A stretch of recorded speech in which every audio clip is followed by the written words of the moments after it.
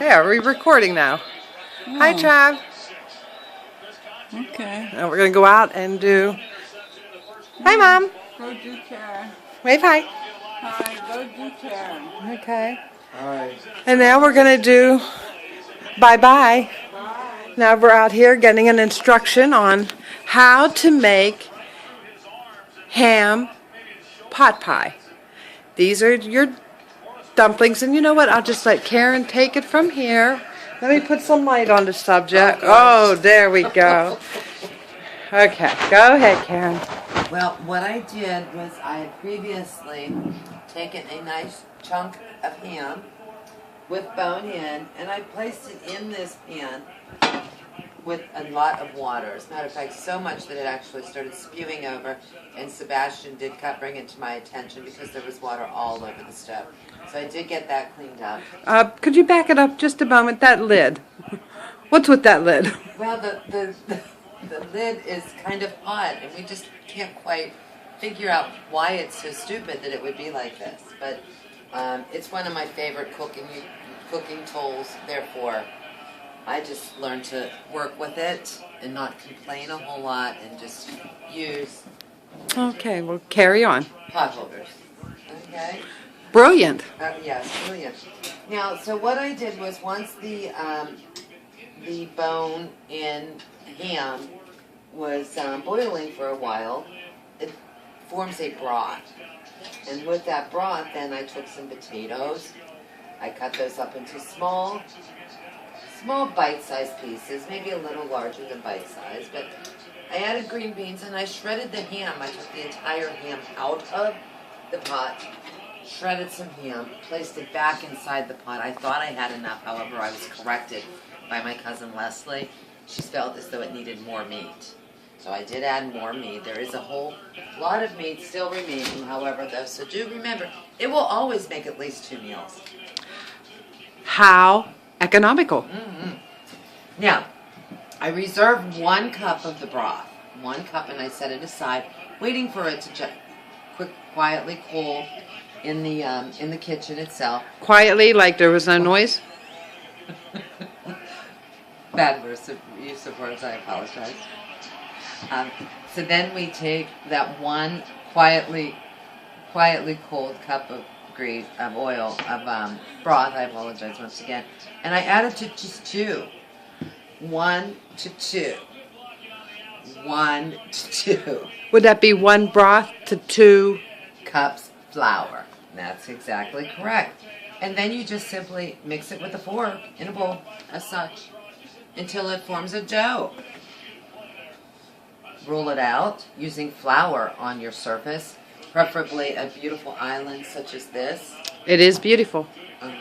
So that is your island, and then it does make it so easy to work with. You simply roll it out, try to cut up the edges to kind of make it neat so that all of your squares are somewhat uniform in size. They do not have to be perfect, though. That is the whole idea behind homemade pot pie, ham pot pie.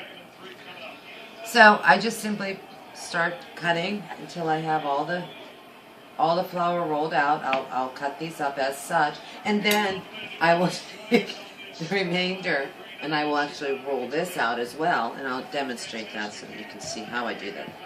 It's important to get the flour onto the dough. I suppose the correct depth of the dough is important. Very, very important, Leslie. That's an excellent question. Yes, you do have to make it thin enough so that you don't have big ham pot pies. You just want a nice ham pot pie. And they do expand a bit once they get in the broth and cook thoroughly. So anyway, so you would just roll as such. Are you getting this? Got it right here. We got you. You are an excellent roller. Thank you. Thank you.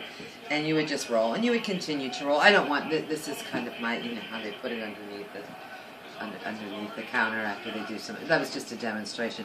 So then you would have this, and then you would start making your cuts. And you do not have to worry about hurting the countertop. You are not pulling the knife. You are just simply using it as a means of breaking the one piece into from the other piece. So there's no need to worry about hurting the countertop. So whether you use a marble, a faux marble such as we have here, or if you use an actual marble. What's the kind of countertop that I'm thinking of?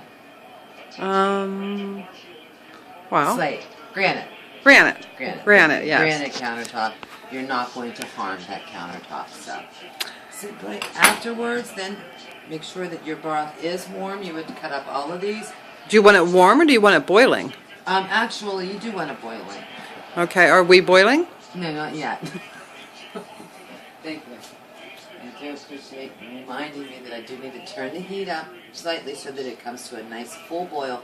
And we will actually allow these to cook for quite some time. I would say dinner will probably be ready by 7:30. Okay. Okay? Got that. Got that. Alrighty. This is actually quite a time-consuming effort.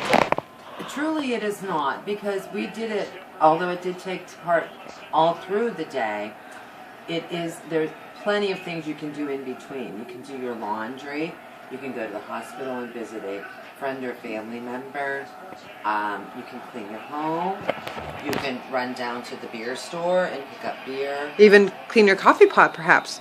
With vinegar. And tomorrow we will have a demonstration on cleaning your Keurig coffee pot with vinegar. Whole white vinegar. Well, thank you, Karen, so much for joining us on this episode of How to Cook Ham Pot Pie by Karen Jones, Mislanovich, Rob. Again, we appreciate all your talent and all your knowledge in this matter. Oh, thank you, thank you. Okay. Please join me again. All right, thank you. Cooking in the Kitchen with Karen. Bye-bye.